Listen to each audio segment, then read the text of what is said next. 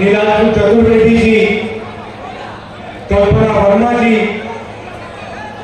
राजेंद्र कुमार सिंह जी, रामशंकर प्यासी जी, धर्मेश भाई जी, रश्मि पटेल जी, कांग्रेस पार्टी के हमारे सब कार्यकर्ता भाइयों बहनों, प्रेस के हमारे मित्रों, आप सबका यहाँ बहुत बहुत स्वागत, नमस्कार।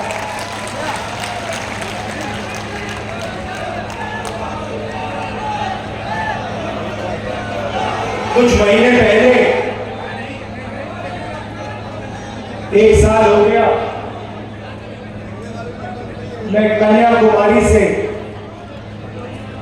कश्मीर तक 4000 किलोमीटर आपके साथ, देश की जनता के साथ पैदल चला।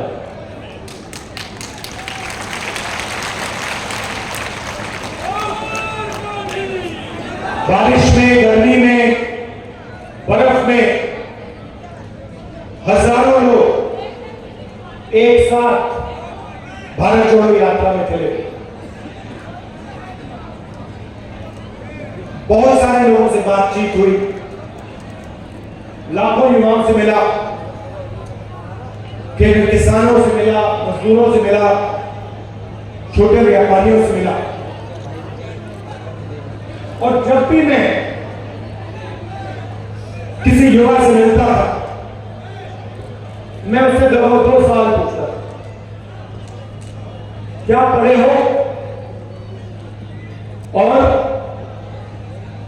क्या करने जा रहे हो या क्या कर रहे हो? जवाब मिलता था इंजीनियरिंग कर रहा हूं, इंजीनियरिंग पढ़ी, डॉक्टरी पढ़ी, कोर्ट में काम करने के लिए लीगल स्टडीज की। और फिर जब मैं पूछता था क्या कर रहे हो, आजकल क्या कर रहे हो, जवाब मिलता था राहुल जी हम तो बेरोजगार हैं। जहां भी मैं गया, जहां भी बीजेपी की सरकार थी, सारे के सारे युवा हम तो बेरोजगार हैं। देखना चाहते तो मैं दिखाता हूं। यहां पे बेरोजगार युवा जो है हाथ उठा के दिखाइए, ये देखिए हो गया काम। तो प्रदेश में जहां भी देखो बेरोजगार युवा आपको मिलेंगे। और जब मैं भैया एक सेकंड बोलने दीजिए, और जब मैं उनसे पूछता था अच्छा रेलवे स्टेशन में मुझे युवा मिलता है,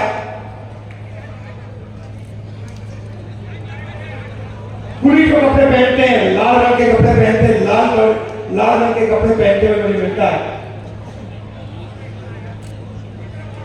मैंने बातचीत शुरू की, मैंने कहा कुली पढ़ने से पहले तुम्हारा सपना क्या काम करता है? राहुल जी मैं इंजीनियर बनना चाहता था। मैंने पूछा क्या हुआ? कहता है राहुल जी मैंने सिविल इंजीनियरिंग की डिग्री ली, हजारों रुपए मैंने प्राइवेट कॉलेज को दिए, रोजगार नहीं मिला, आज मैं कुली का काम कर रहा हूं। यह इस प्रदेश की और इस देश की सच्चाई। युवाओं में कोई कमी नहीं, ऊर्जा है, ऊर्जा है, देश को मजबूत बनाना चाहते हैं, देश को खड़ा करना चाहते हैं। मगर ये देश करोड़ों युवाओं को रोजगार नहीं दे पा रहे। तो सवाल उठता है, ये हो क्यों रहा है? युवाओं में कोई कमी नहीं है। अगर कमी होती तो हम कहते देखो भैया युवा काम नहीं करना चाहते, युवाओं में कमी है इसलिए रोजगार नहीं है। मगर युवाओं में कोई कमी नहीं है। दुनिया में सबसे कर्मठ होशियार युवा हमारे देश में है। इस प्रदेश में लाखों युवाओं से मिला हो, कोई कमी नहीं।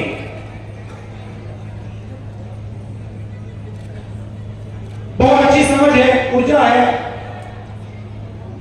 मगर रोजगार नहीं। से सबसे ज्यादा मुझे ओबीसी वर्ग के लोग मिले। जहां भी मैं गया सबसे ज्यादा ओबीसी वर्ग के लोग मिले। अंदाजे से कहता हूं कम से कम हिंदुस्तान में 50% ओबीसी वर्ग है। अंदाजे से कहता हूं।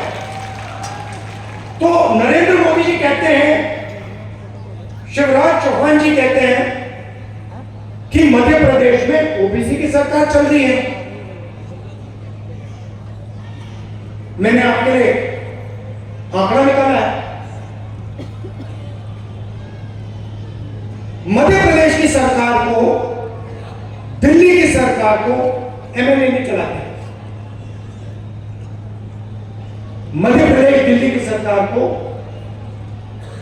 सरकारी अफसर चलाते हैं, आईएएस के लोग चलाते हैं। सही? आप किसी भी बच्चे से पूछो, किसी भी युवा से पूछो क्या करना चाहते हो? हम आईएएस में जाना चाहते हैं, आईपीएस में जाना चाहते हैं, क्योंकि वो जानते हैं देश को एमएलए नहीं चलाता, देश को आईएएस चलाती है, आईपीएस चलाती है, अफसर चलाते हैं।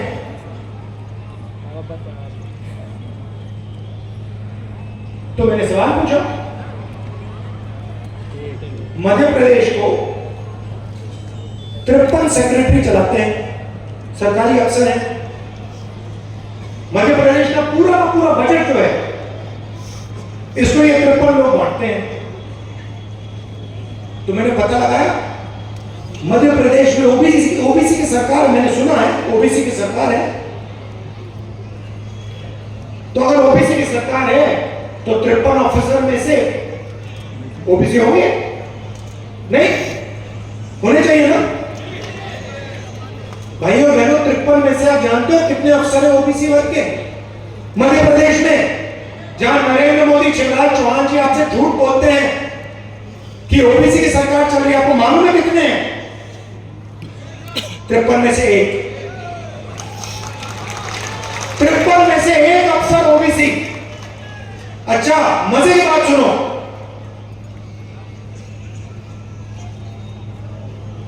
तिरपन में से एक ओबीसी। अगर मध्य प्रदेश का बजट 100 रुपए का है तो ओबीसी अफसर जो है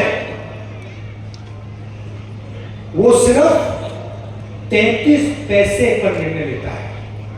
किसान डरा हुआ है, मजदूर डरा हुआ है, छोटा दुकानदार डरा हुआ है, छोटे व्यापारी डरे हुए हैं, क्योंकि आपकी जो अर्थव्यवस्था है उसका इंजन चालू नहीं।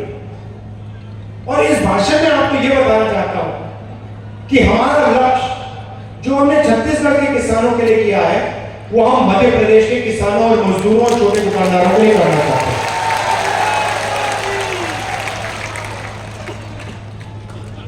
हमने पिछले चुनाव में कर्जा माफी की बात की थी और हमने वो करके दिखा दिया। और फिर बड़े उद्योगपतियों ने, अरबपतियों ने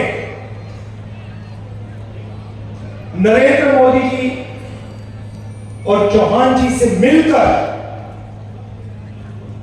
मध्य प्रदेश से आपकी सरकार और हमारी सरकार चोरी, क्योंकि वो जानते हैं कि मध्य प्रदेश की कांग्रेस की सरकार अदानी जी के लिए काम नहीं करेगी, किसानों के लिए, मजदूरों के लिए, छोटे दुकानदारों के लिए काम करेगी।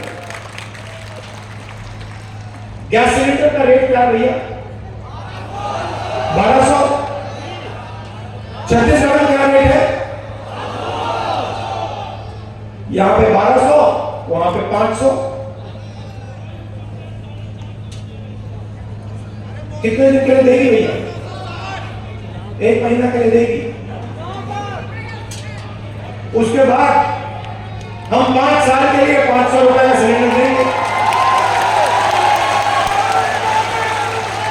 क्योंकि हम जानते हैं जब तक हमने जनता की जेब में पैसा नहीं डाला, जब तक हमने जनता की जेब में पैसा नहीं डाला, तब तक मध्य प्रदेश और यही करती है।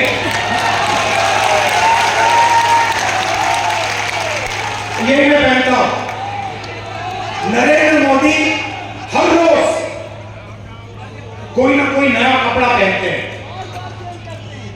लाखों रुपए, और फिर आपसे कहते हैं, पहले कहते थे भाई मैं ओबीसी हूं, अब कुछ दिन पहले मैंने उनका भाषण सुना, कहते भैया हिंदुस्तान में सिर्फ एक जात है, वो है गरीब। मतलब नरेंद्र मोदी ओबीसी और देश में सिर्फ एक जात, वो है गरीब। देश में ना ओबीसी है, ना दलित है, ना आदिवासी है, ना जनरल है, सिर्फ गरीब। ये इनका नया भाषण। हिंदुस्तान से नरेंद्र मोदी के दिमाग में जात पता है क्यों गायब हो गई? क्योंकि मैंने जाति जनगणना की बात शुरू कर दी। जैसे मैंने कहा कि भैया ये पता लगाते हैं इस देश में कितने ओबीसी युवा हैं, कितने दलित हैं, कितने आदिवासी हैं, किसकी कितनी आबादी है। उस दिन से नरेंद्र मोदी कहते हैं राहुल जी हिंदुस्तान में कोई जात नहीं, गायब हो गई जात।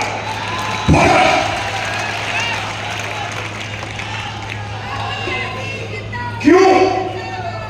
क्योंकि वो ओबीसी युवाओं को, दलित युवाओं को, आदिवासी युवाओं को, जनरल युवाओं को देश की सच्चाई नहीं बताना चाहते।